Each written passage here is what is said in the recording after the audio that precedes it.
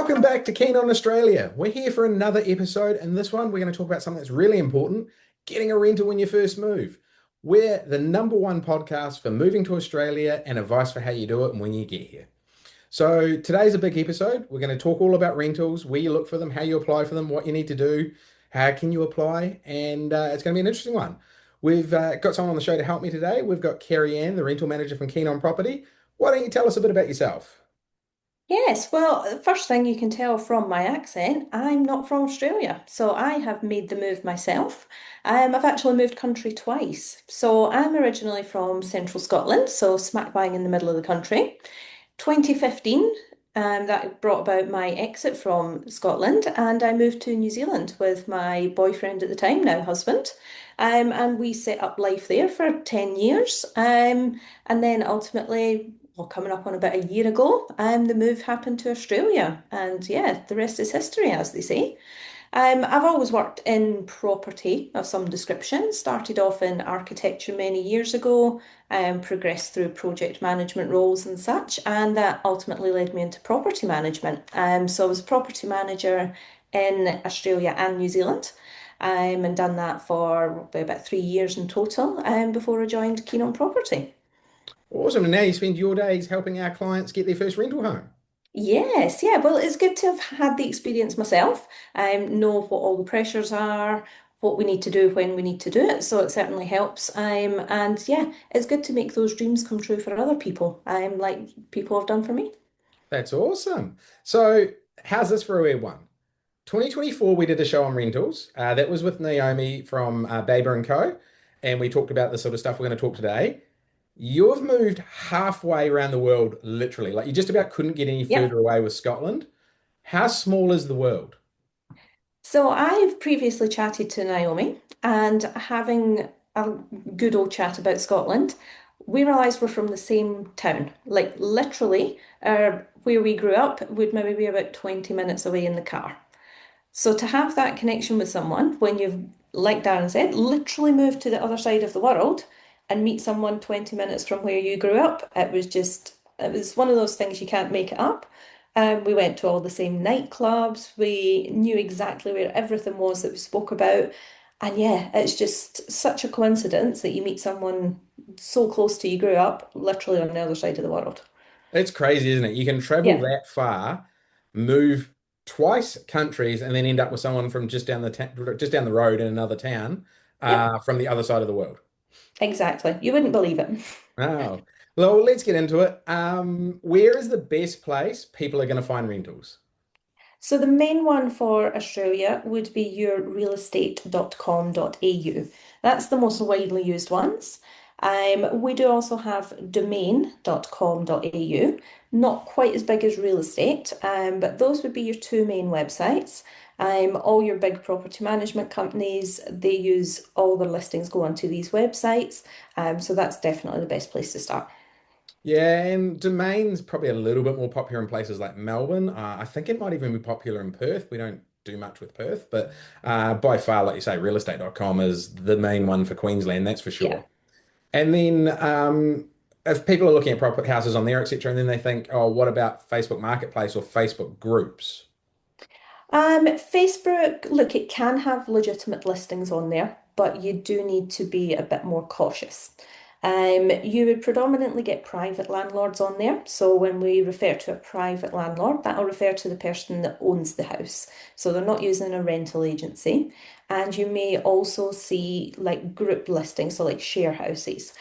What we've got to watch is a share house in particular. The person that's advertising the room for rent may not be authorised to do so from the owner. So the owner may not have knowledge of this actually happening, and you may just be speaking to someone that's on a lease agreement for the property. Private landlords, they predominantly use marketplace. Yeah, like every industry, you get good ones and bad ones. Um, the main thing to watch out for would be scams on marketplace.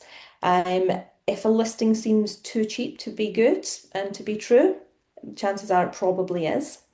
And sometimes you do get the odd scam asking for money to be paid before you actually see a property. That's a huge big red flag. If you get something like that, run away from it. There can also be ones where you see and it says the owners are overseas and they can't show you the property. If they're not willing to show you the property that you're potentially applying for, why would you be applying for it? They can't even show you it. So again, there's quite a lot of red flags to watch out for on Marketplace. But let's say you do get legitimate listings as well. So to be safe, best place is the big websites, your real estate and domain. Well, the one I haven't seen for a while, but I'm sure still goes on, it used to be very popular as a scam, is someone would go and either download photos from Airbnb.com Mhm. or actually rent the unit on Airbnb.com, which was the even bigger scam. And when you, as you know, you can get 40, 50 groups to a viewing here. Yeah, definitely. They would hold an open home at the Airbnb home, show people through it, take 40 odd applications if everyone wanted to apply, then offer the property to all 40 of them with the deposit for the rent and the bond and stuff, take all the money and leave and never be seen again. Yeah, so these are the things we've got to watch out for using Facebook Marketplace. Just like buying anything on there, definitely err on the side of caution. Okay, so if you go through realestate.com and that, and it's a company in Australia, people like yourself and all property managers have to Mhm. be licensed here, don't they? Yes, they do. So it's slightly different to New Zealand. The licensing system isn't in place in New Zealand. But yeah, that was the main thing I found moving to Australia. So even though I'd been doing the job for years in New Zealand, I still had to gain my license to continue doing the job in Australia. So that means that we've all got to be registered. You can, from a prospective tenant's point of view, you can actually check on someone's registration. So if you do have any doubts, you can always ask for the registration number, and then you can actually check that that's valid.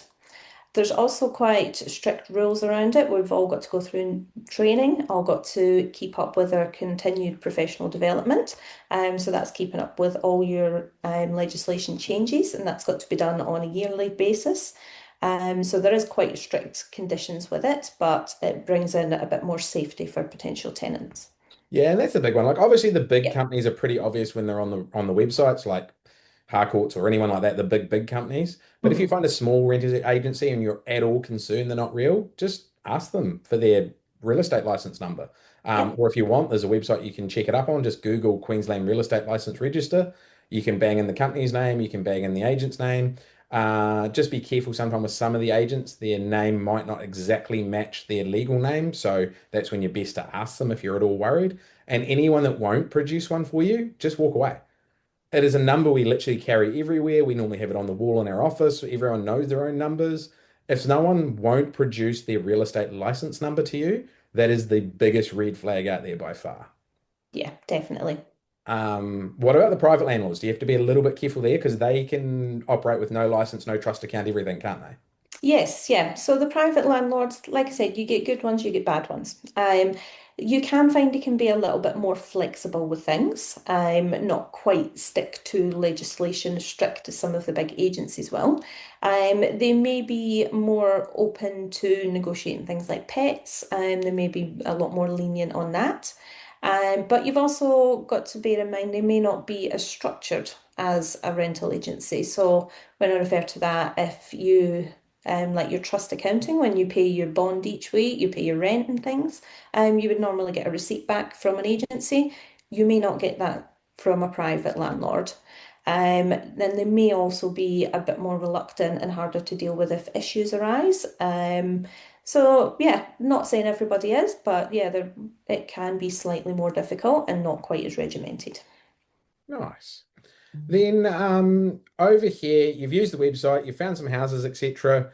One of the big ones that's going to come up is they talk a lot about affordability. What is it? How's it work?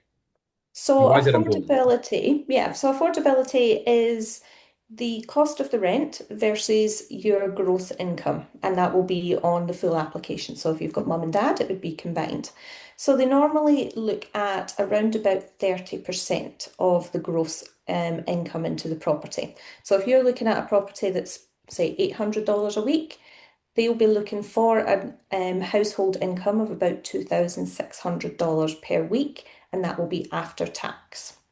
That's the kind of median. There has been a little bit of leeway with some agencies, and they will look up to 35, 40%.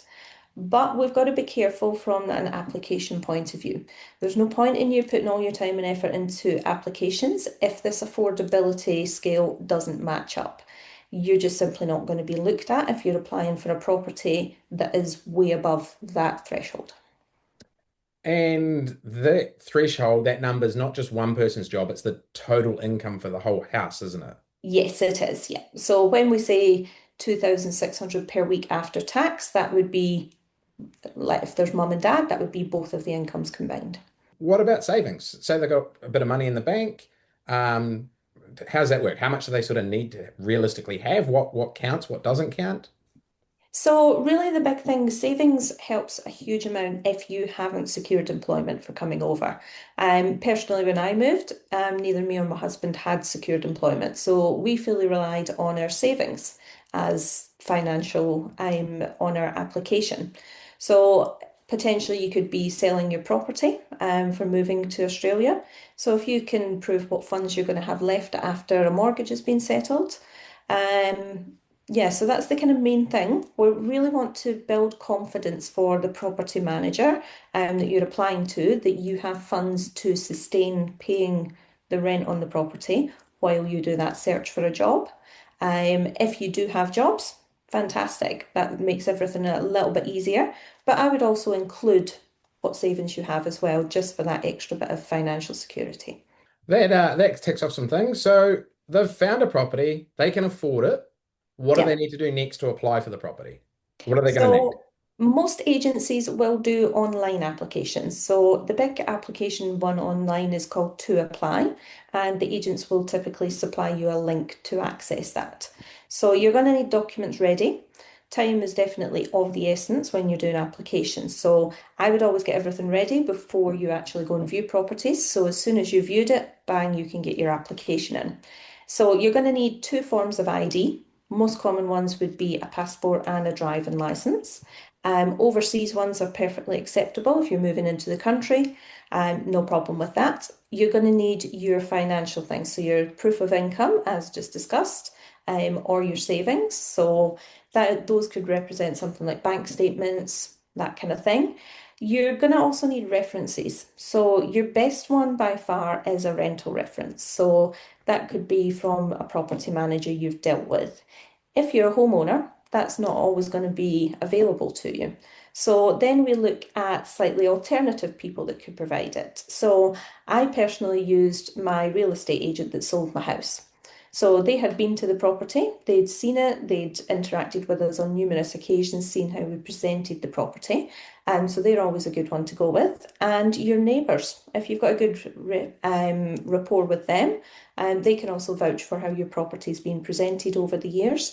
And it'll just give that little bit of reassurance to how you would be as a tenant. Also, one big thing that I think is super important if you're moving is a personal details and kind of a little bit of a profile about your family. So you might not necessarily get to meet the agents if you're using someone to do your viewings. So just write a short little letter. We're only talking one page, just saying, hey, this is me, I'm mum, I do this, dad does this, these are the kids, these are their hobbies, and just write a little CV about yourself. And it just makes the applications a little bit more personal. So we always find that helps hugely. Cool. And look, I've literally seen hundreds of applications now and processed them, and you're starting to see a fair share yourself. Yes. What are the most common mistakes you see when people send stuff through to you or they want to apply for something?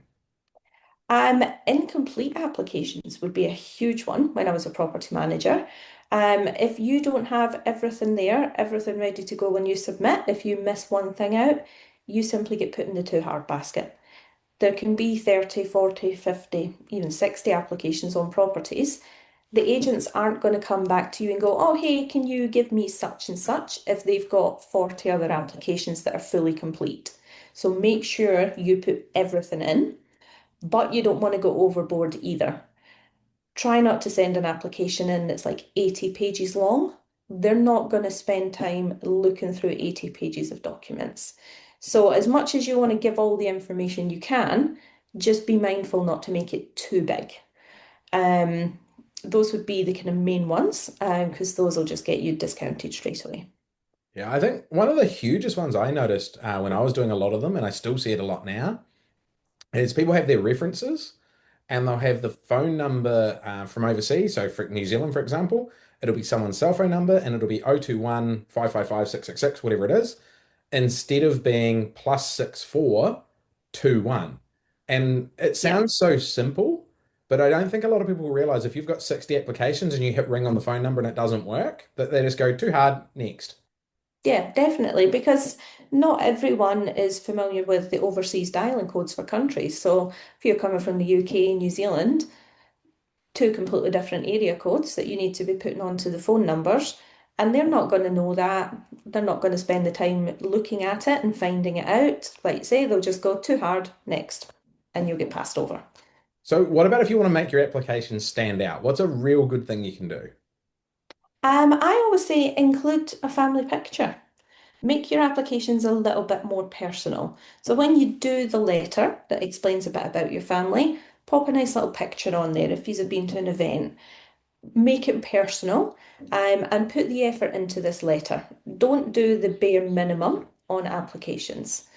The ones that stand out are the ones that you can see people have put a bit of time and effort into, because if they're doing that, then it's going to give you confidence that they're going to be good tenants going forward.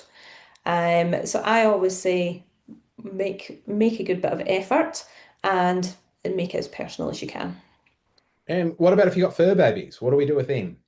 Yes, well, those are as important as people in some families nowadays. I know my little doggy certainly is. So, what you want to do is you never want to hide the fact that you've got a pet. Never create that situation where you get found out later and it becomes a huge big issue. I would personally, and I've done this, do a doggy CV. I know it sounds a little bit silly, but I wrote mine from the point of view of my dog. Um, it just made it cute and fluffy. And look, those kind of things can help make you stand out and make you be remembered by the property manager. I used to love it when I'd get a little letter and it come from the dog or the cat and say, hey, my dog's Frankie, so we'll use him. My name's Frankie. I go to doggy daycare a couple of days a week. I've lived with mum and dad since I was a puppy. They've brought me up, and put some little pictures in. Every property manager that I know loves getting cute pictures of dogs, and it brightens up their day. Nice little smiley picture. You're going to remember them. And yeah, that's what you want to be doing, making sure that your application gets remembered and putting in references for the pets as well. So I personally, like I said, use doggy daycare for my little man. So I got them to write a little reference for me. If you have had someone look after your dog when you're on holiday, like kennels for etc., they can provide a reference as well. So we want to be including things like the breed of the dog, the age, so the property manager can ascertain a little bit more about what the dog would be like. If it's a small puppy versus an old dog that's say 10 years old, they're going to be completely different in the property. So we need to be explaining what your animal's like. And it's funny, like I can think of a couple of property managers I've dealt with over the last couple of years that they are full on pet people. Yeah. And when they get an application like that, they're more excited about the pet than the applicants. So Yes. Yeah. it's definitely a winner if you've got a pet and you want to get through, because the right property manager will be super excited about your pet. Pets and kids always go well too. The Yeah, pet hanging out with the definitely. kids if you've got both. Um, that's always a big one. What about homeowners? So someone's had a home 10 years or more, say, and they've got no rental references, all that sort of thing. What are they going to do? Who are they going to use? So as I previously said, we can look at using a real estate agent if they're selling the property. They've been to the house, they'll be getting to know the clients, so they're always a good one to use. Also, potentially before you bought your house, you may have an old property manager. We could potentially use them as well. And neighbours are a good one. As I've said, we can get good kind of character references from them. If all of those kind of fail, we can look at an employer providing a reference as well. Not quite as good as the other ones, but we do want to provide something. We can't just leave that bit blank because then you're just too hard. And who is the worst thing you could put on there if you don't want to put any of those other ones? A family member. Yeah. It's Yeah. completely pointless. Regardless of how good or how rubbish a tenant is, your mum would always say you're fantastic. Your dad's going to say you're absolutely perfect, and they're just going to write the best sounding reference ever, and it holds absolutely no weight whatsoever. The other one that stands out now, obviously with AI and a lot of those things, if you use anyone with the same email address or the same phone number as you, that pings up straight away that it's either you, your mate, or whatever. Obviously, most references are people you're going to pick that trust you anyway, but yeah, definitely don't use family. Definitely don't use someone using the same address or phone number or email address as you. And definitely don't use your partner, etc. Because yeah, it doesn't fly and you go straight to the bottom of the no pile. Yes, definitely. Okay, so you've got all this ready, you found the house. Do you have to view a property here? There's no clear-cut answer to this one. Some property managers will categorically insist that the property is viewed. Some will be more lenient and let you apply without viewing. I always suggest viewing the property, whether you can do it in person or you've got someone already here in Australia that could do it for you. If you've got friends, family, or using an agency to help you do the viewings. Because we all know cameras can lie. Places can look fantastic in pictures, and then you go and view them and they look completely different. So I would always suggest doing it, but no, it's not a categoric requirement before you apply. Now, the hard thing too is over here, you can go to a viewing, anyone can look at a property, you can walk around and see everything. But if it's still tenanted, the tenants have the rights to say no pictures, no video. So Yes, they you could certainly send do. a friend to go look at it or whatever, and they're going to video call you, and they are not allowed. As in, they will be thrown out the open home if they try and banned from going to any more open homes. Yes, definitely. Because the tenants are still living in the property, all their belongings are there. And yeah, they certainly have the right to request no videos, no photographs taken because all their personal items are going to be in them. So if that does happen, you've really got to trust the person that's done the viewing for you if you haven't done it in person and trust that they're going to give you an honest account of the property. So they've done all this, they've gone and viewed, they've put their application in, they get approved. What happens? What do they need to do? What's going to happen? So the first thing is you'll get notification, obviously from the property manager. They will then put together your lease documents. So those, I think every agency that I know of will send them through electronically to you. So they will give you all the details of everything on the lease, so start dates, rent, all that kind of stuff where you need to pay your money to. You will need to get those documents signed back to the agent pretty quickly. Chances are, if you've got this far and you've got your application and it's approved, there's another 30, 40 people waiting behind you. So if you don't act within this first 24, 48 hours at most, they're just going to offer it to the next person down the line. So if you get this opportunity, do not sit and do nothing. You need to be acting really quickly. The main thing as well, signing the lease, is paying the initial deposit. So that amount can vary between agencies, but normally I would expect that to be 2 weeks of rent. So $800 a week, you'd be looking to pay $1,600. That deposit needs to usually be in within 24 hours. Then you do have extra payment to make before you get the keys, and that would be your bond payment, which is typically your 4 weeks rent, and that can be paid before you get the keys and doesn't need to be paid immediately. Yeah, and the bond one catches a lot of people out trying to pay it from outside of New Zealand. Sorry, outside of Australia, it can be a little bit hard. Yep. Um, so with paying that quickly, do you find some people have trouble paying? Yeah, so I would say you need to be organized. When you get into this far down the process, you need to have your money ready to go. If you're trying to do it from overseas, the payment could take 3, 4 days to process, you lose the house. So, Darren, can you tell us a little bit about how we get around that? Yeah, we're actually got another show coming up again soon, and we did a show with them last year. We've been working with a company, TorFX. They do what's called a virtual wallet or a virtual bank account. And I've been recommending to the clients that they open one of those up. It doesn't cost anything to open. They then do the transfer of their funds from wherever they're moving in the world. And I recommend they put a minimum of 9 weeks rent of what they're expecting to pay into their account. Now, the reason I say 9 is obviously it gives you a little bit of leeway if you get your rent amount out, and 8 weeks is the absolute maximum a company can ask you to pay for bond and rent. So if you put 9 in there, you're normally pretty covered. And if you think, look, I'm going to be between 800 and 1,000 for rent, I would recommend just go 9 times 1,000. That'll definitely have enough in your account. And obviously remember the exchange rate, but that's what TorFX look after. Then basically you can just email them and say, hey, I've got this bill from the rental company, send it straight through to them. They take the money out of your virtual wallet and put it into the real estate company's wallet and their bank account. They've got paid. You get a receipt, it's all done. And then whatever's left when you finally move over and bring the rest of your money, you just put that in your Australian bank account.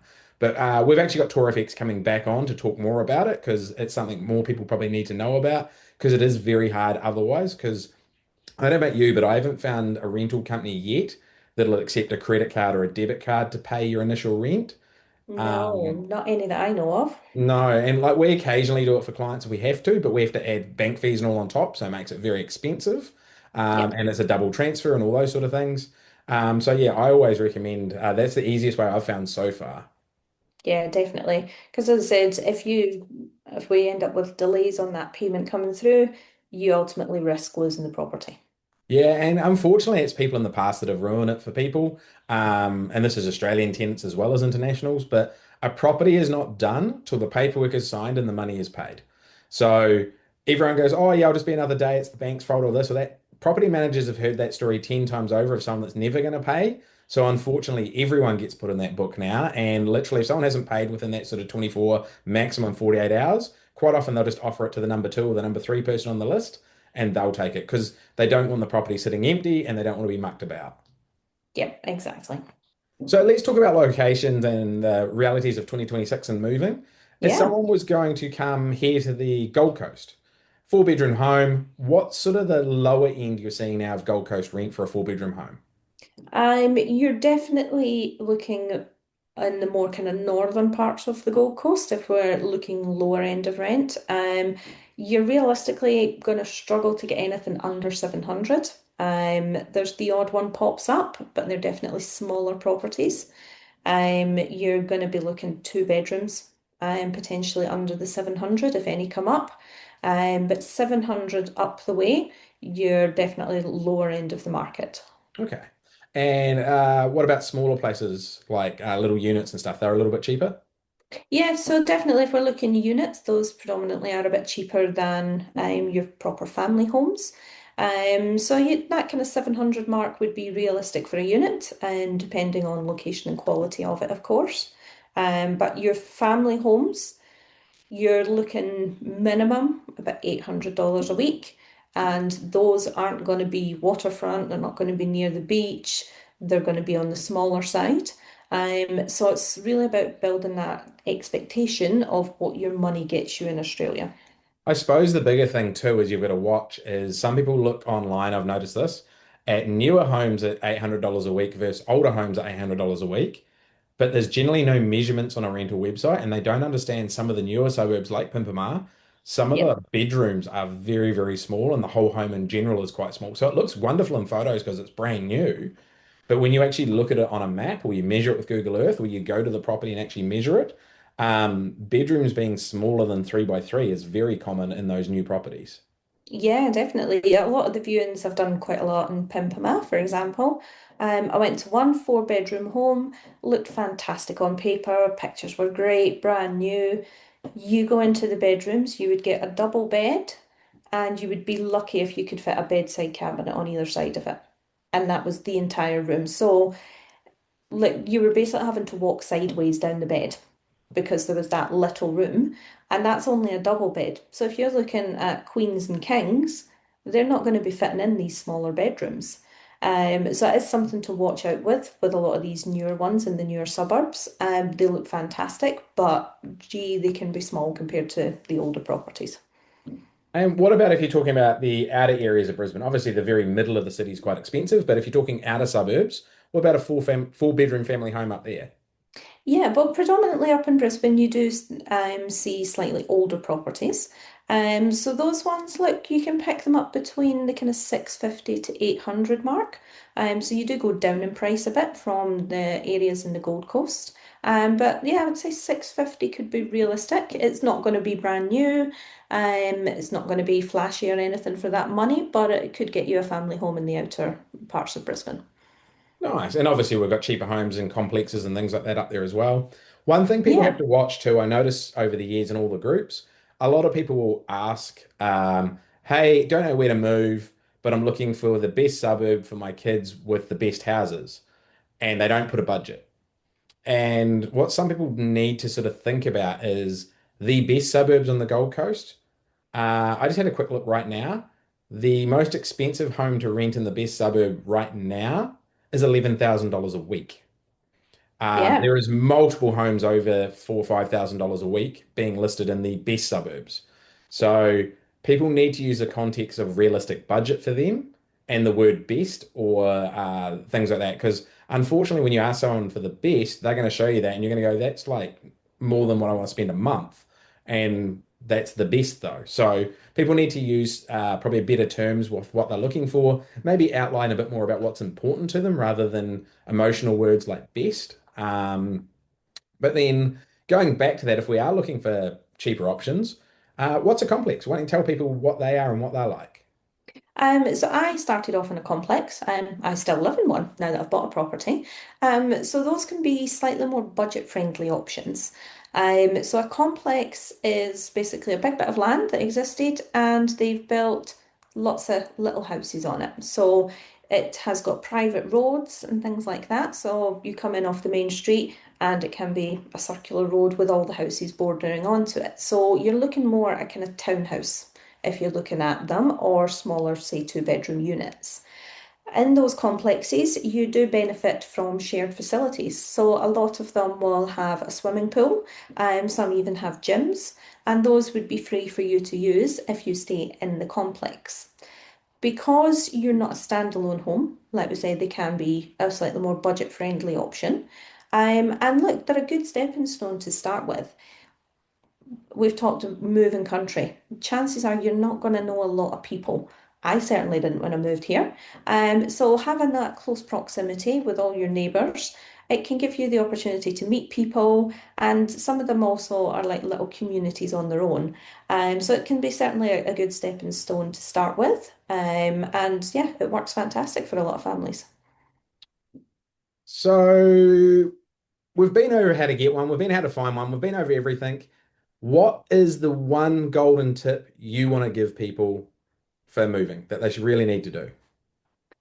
The main one for me doing this job and having been a property manager is really kind of do your research on what your money gets you.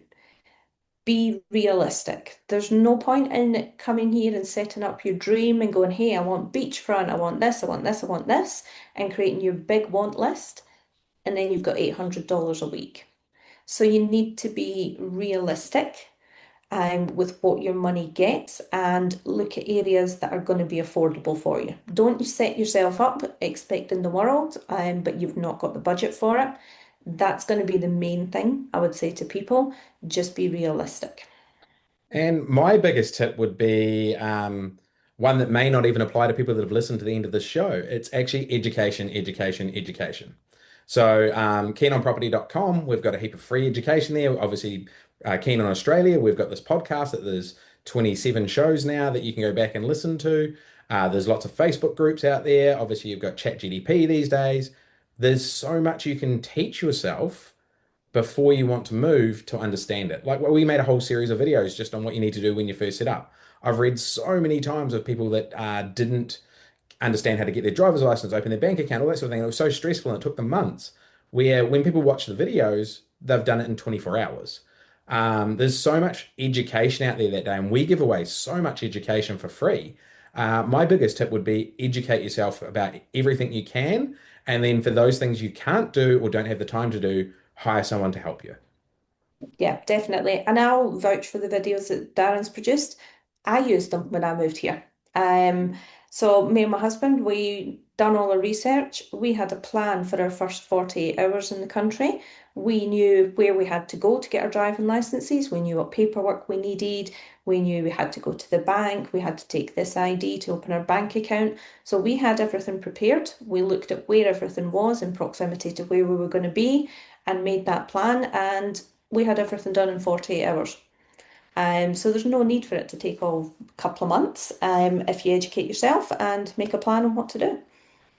Oh, thanks for being on the show again today and helping people with all their tips for rentals. I'm going No to let you problem. go because I know you've probably got a heap of people you're trying to help today find rentals. Yes, definitely. And for everyone out there that's listening, I hope you enjoyed this episode of Keen on Australia and it's helped you understand how you're going to get a rental and what you need to do. Obviously, if you need more help, you can reach out to us. If you've got questions you want to know, there's something you want to know about moving and we haven't covered it in a show, or you'd love to talk about your move and how you found it, just reach out to us through our socials. That's how we find our guests. That's how we find our topics. Otherwise, we'll see you soon on our next episode of Keen on Australia.